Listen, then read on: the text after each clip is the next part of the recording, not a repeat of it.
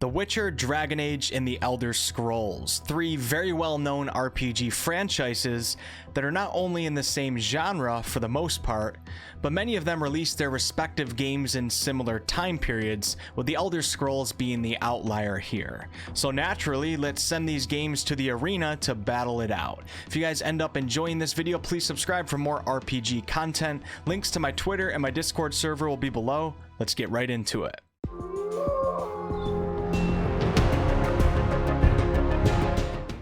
The game development company behind the famed Witcher video game series is Poland-based CD Projekt Red.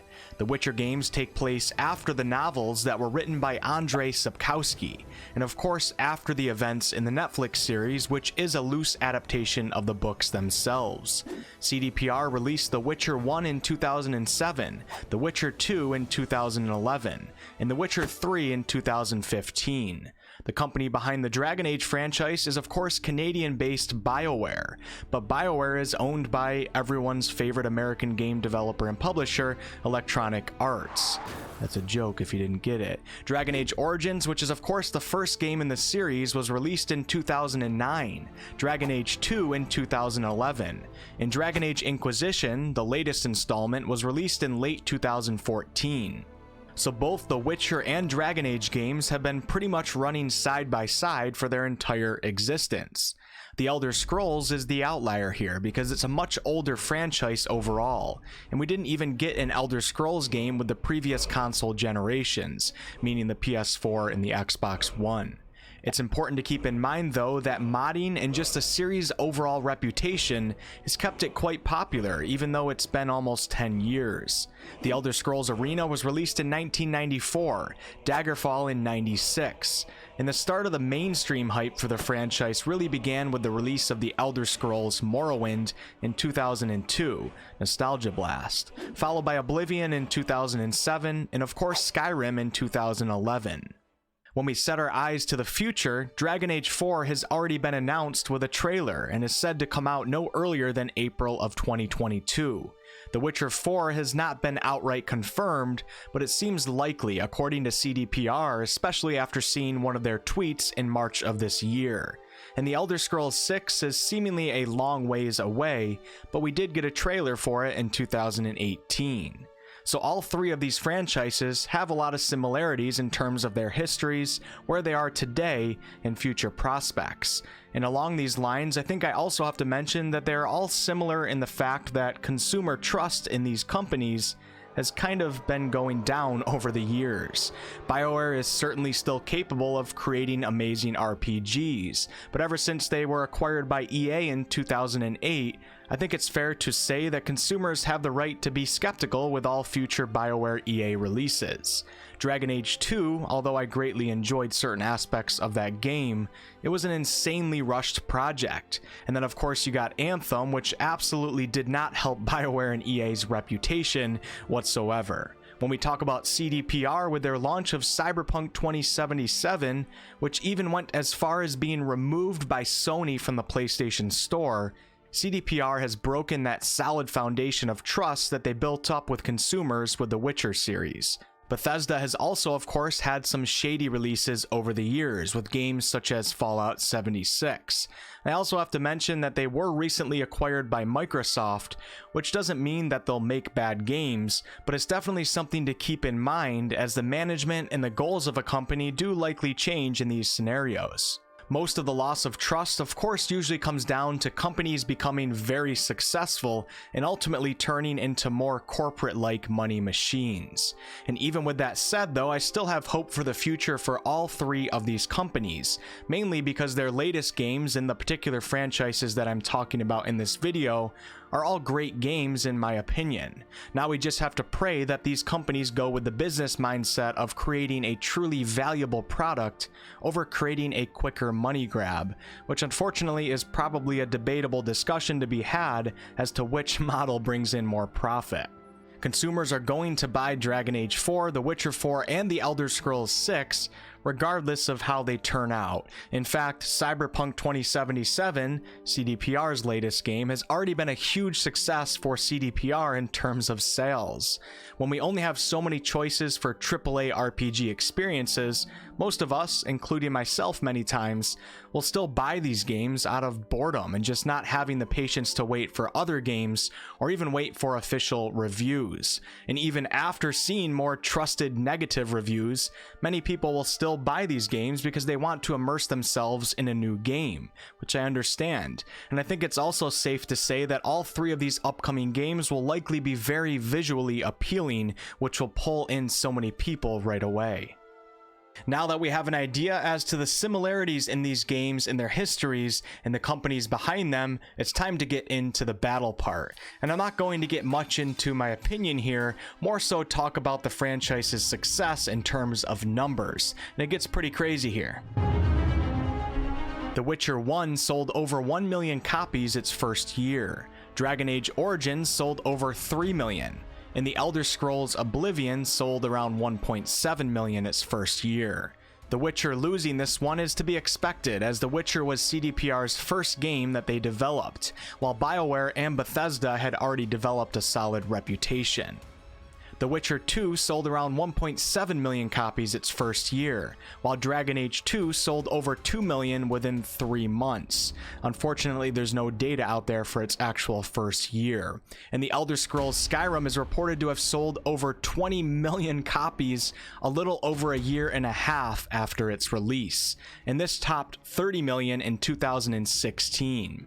So The Witcher 2 and Dragon Age 2 sold fairly well regardless of opinions on the actual titles, but Skyrim is on a whole nother planet.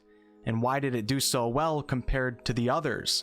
Well, first and foremost, you play Skyrim in the first-person perspective, which does make it stand out from many other RPGs. And add that aspect of the game to good marketing in a massive fantasy world that has yet to be explored, naturally it becomes the game to play. Skyrim was also fairly accessible to most players, as it does not require crazy tactics, and it's pretty straightforward in terms of its gameplay. Dragon Age had already kind of developed a reputation for being a little more complex in its design, even though Dragon Age 2 was more streamlined than Origins. Controlling a full party and figuring out the tactics that go with that is not really something that all casual gamers necessarily want to delve into in their free time. Now, CDPR at the time, I would say, is still fairly new in the industry as developers, and although they were experiencing success, they were just nowhere near the level that Bethesda was experiencing with the Elder Scrolls. It's also important to note that Dragon Age and The Witcher are really heavy on the narrative in their games, and both of them have a lot of cutscenes that go along with that.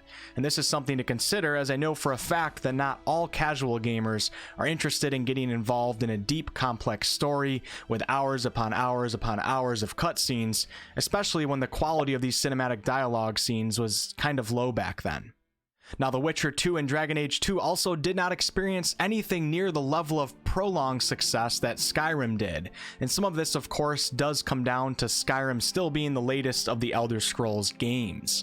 So when someone wants to play the Elder Scrolls, and we're not talking about the Elder Scrolls Online here, Skyrim is the only post-2010 game that they can choose from, while both Dragon Age and The Witcher each had a third installment release 3 or so years later.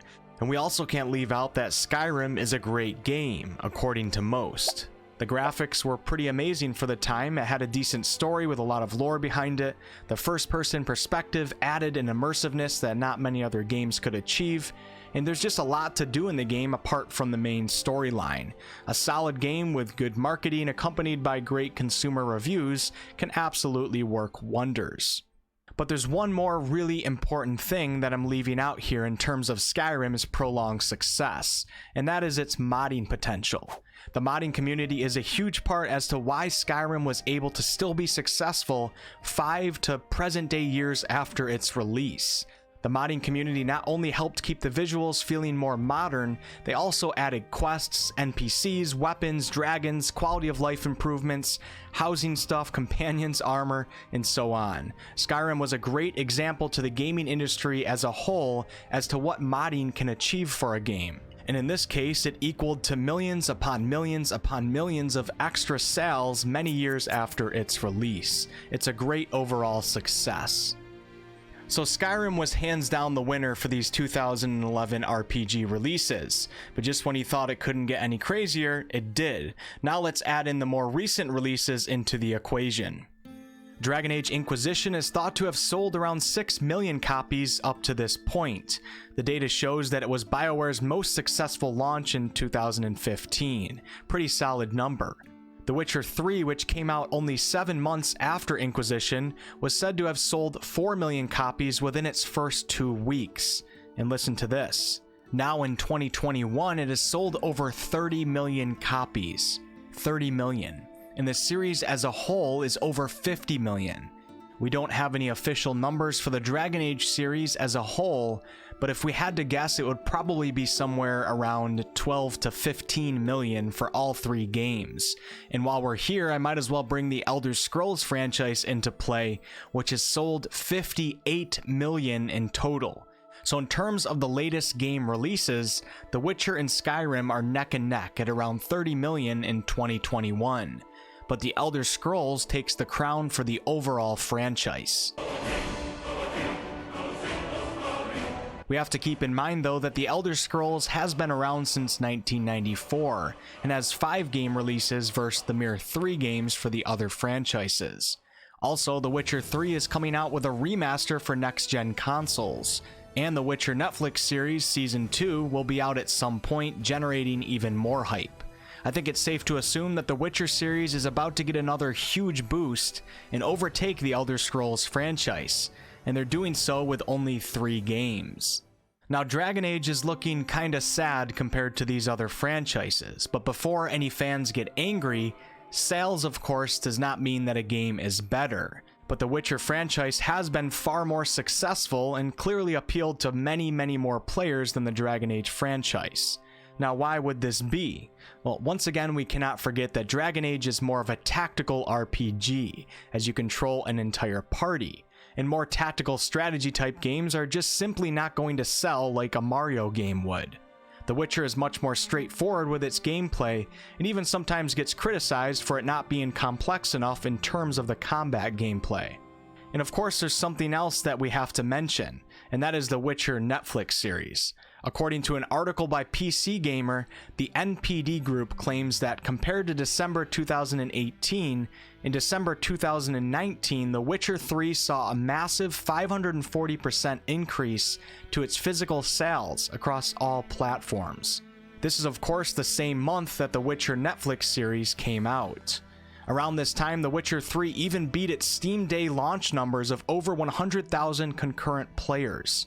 The Netflix series obviously was a huge factor as to why The Witcher 3 blew so many other RPGs out of the water. I also have to mention that The Witcher 3, like the other games as well, is just a really phenomenal, well-received game, and this of course helps greatly with the sales as well. Whether you like it or not, CDPR clearly went above and beyond many other RPGs with their insane attention to detail in the environment, and the side quests being better than many main storylines for some other RPGs. Even if you don't like The Witcher, I think there's so many things that you can notice that other games just don't have, which includes Inquisition and Skyrim. Conclusion. It seems like The Witcher and the Elder Scrolls both take the crown here. They're both at around 30 million sales for their most recent releases, while Dragon Age bangs on their castle walls asking for their rice back. All 3 of these franchises, though, are all very successful, and like I keep saying, Dragon Age is more niche than The Witcher and the Elder Scrolls because of its more tactical gameplay. I'm personally a huge fan of all 3 of these franchises, and it's actually really hard for me to choose one, so I'm not going to. They are all within the same genre, yet all offer different experiences from one another, which is great, and it'll be very interesting to see how these franchises play out in the future. And make sure to subscribe for my video going over this in 2030. If you guys would like me to do a video that's more so comparing the gameplay specifics for each of these games and maybe add in a little bit more of my personal opinion, definitely let me know below in the comments, and of course let me know what franchise is your favorite. Thanks so much for watching, guys. If you guys ended up enjoying this video, please like, comment, and subscribe. I really appreciate it. It's a huge help to my channel. I do all sorts of RPG content on this channel, ranging from live streams to game reviews to live streams to game reviews to game tutorials to class guides to lore videos.